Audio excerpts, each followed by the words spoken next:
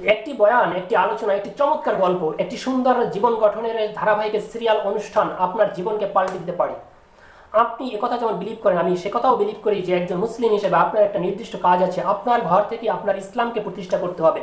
আপনি শুধুমাত্র রাস্তায় গিয়ে স্লোগান দিলেই যে ইসলাম প্রতিষ্ঠিত হয়ে যাবে, কিন্তু এটা বাস্তবতা নয়। বরং আপনি প্রথম থেকেই আপনার ফ্যামিলি, আপনার নিজেকে, আপনার এলাকাকে সুন্দরভাবে যদি ইসলামিক কালচারে গঠিত করতে পারেন, তাহলে আপনার সমাজ এবং আপনার ফ্যামিলি, আপনার দেশ, আপনার রাষ্ট্র একটি ইসলামিক কালচারাল সোসাইটি হবে, ইসলামিক কালচারাল কান্ট্রি হবে, এবং সেখানে আপনি সুন্দর একটা সমাজ পাবেন। আপনার সমাজের সমস্ত মানুষ শান্তিতে বসবাস করবে এবং আপনার থিম থিওরিটা দেখে সবাই আবেগ আপ্লুত হয়ে যাবে। সেই সুন্দর সমাজের জন্য সবাই অপেক্ষমান থাকে, কিন্তু সবাই কি কাজ করতে আগ্রহী আছেন? যদি থাকেন তাহলে আজকে থেকেই সিদ্ধান্ত নেন যে একটি সমাজ পরিবর্তনের জন্য একদিনেই কিছু হয় না, বরং ধাপে ধাপে, ইঞ্চিতে ইঞ্চিতে, প্রত্যেকটা পরতে পরতে, প্রত্যেকটা ধাপে ধাপে আপনাকে কাজ করতে হবে।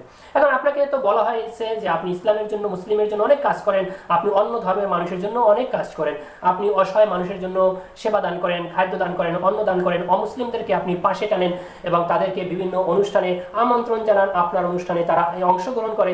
এগুলো একটি সামাজিক সৌহার্দ্যপূর্ণ আচরণের মাধ্যমে সুন্দর একটা সমাজ গঠিত হতে পারে। কোনোভাবেই একজন মানুষ শুধুমাত্র তার নিজের ধর্মীয় পরিচয় দিয়ে একটি সমাজ গঠন করতে পারে না। বরং আমি মনে করি একটি মানুষ যদি মনে করে তার সমাজকে পরিবর্তন করবে, অবশ্যই তাকে একেবারে ইউনিভার্সাল হতে হবে, একেবারে আন্তর্জাতিক মানের মানদণ্ড ফলো করে তাকে আগাতে হবে। সেটা আপনি যেমন ধরুন ভ্রাতৃত্ববোধ, সহানুভূতি, সহযোগিতা, সহমর্মিতা, ভ্রাতৃত্ববোধ, ভালোবাসা, আন্তরিকতা, মানসিক উদারতা এবং পরোপকারিতা অবশ্যই আপনার হৃদয়ে থাকতে হবে।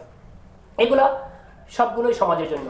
কিন্তু সমাজের বাইরেও একটা মানুষ যখন সমাজ পরিবর্তন করতে যায়, তার নিজের মধ্যেও কতগুলো অ্যাক্টিভিটিজম থাকতে হয়। সেগুলা কি? সেগুলা নিজে যেই ব্যক্তি সমাজে লিড দিতে চান, সংস্কার করতে চান, সমাজকে পরিবর্তন করতে চান অথবা রিবিল্ড করতে চান, তার হৃদয়ের মধ্যে কোনো ধরনের অহংকার, অহমিকা, হিংসা, বিদ্বেষ এবং আত্ম অহংকার থাকতে পারবে না। এগুলো থাকলে পরে সেই ব্যক্তি যতই সুন্দর সুন্দর ডায়লগ দিক, স্লোগান দিক এবং নতুন নতুন বার্তা নিয়ে আসুক, সমাজ সেটা গ্রহণ করে না, কখনোই করে নাই, এখনো করবে না, ভবিষ্যতেও করবে না। সুতরাং সমাজ যদি পরিবর্তন করতে হয়, প্রত্যেকটা মানুষ তার নিজের জায়গা থেকে চেষ্টা করতে হবে।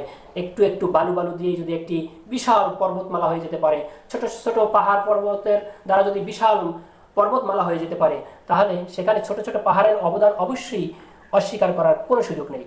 যে হিমালয় পাহাড়টা হয়েছে, এই হিমালয় পাহাড় কি শৃঙ্গের যে অবদান সেটা পৃথিবীর সব মানুষ জানে, কিন্তু ওই পাহাড়ের একেবারে নিচে যে পাথরটা আছে, সেই পাথরটার অবদান কি কেউ অস্বীকার করতে পারবে? ঠিক একটা সমাজ পরিবর্তন করতে হলে অবশ্যই আপনাকে সমাজের সব জায়গায় কিছু না কিছু সহযোগিতা নিতে হবে।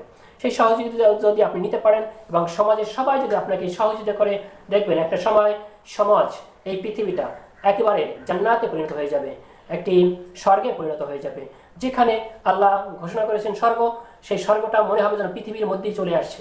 তখন মানুষ মনে করবে পৃথিবীর সুখ এত বেশি, তাহলে জান্নাতের সুখ তার চেয়েও লক্ষ লক্ষ গুণ বেশি। সুতরাং আমাকে জান্নাতি হতে হলে আমাকে পৃথিবীতে ইসলাম, মুসলিম ধর্মীয় অনুশাসন এবং অন্যান্য কালচার ফলো করতে হবে। তখন এই পৃথিবী থেকেই একটা মানুষ জান্নাতে যাওয়ার জন্য আগ্রহী হবে। আশা করি বিষয়টা আপনাদের কাছে স্পষ্ট হয়েছে।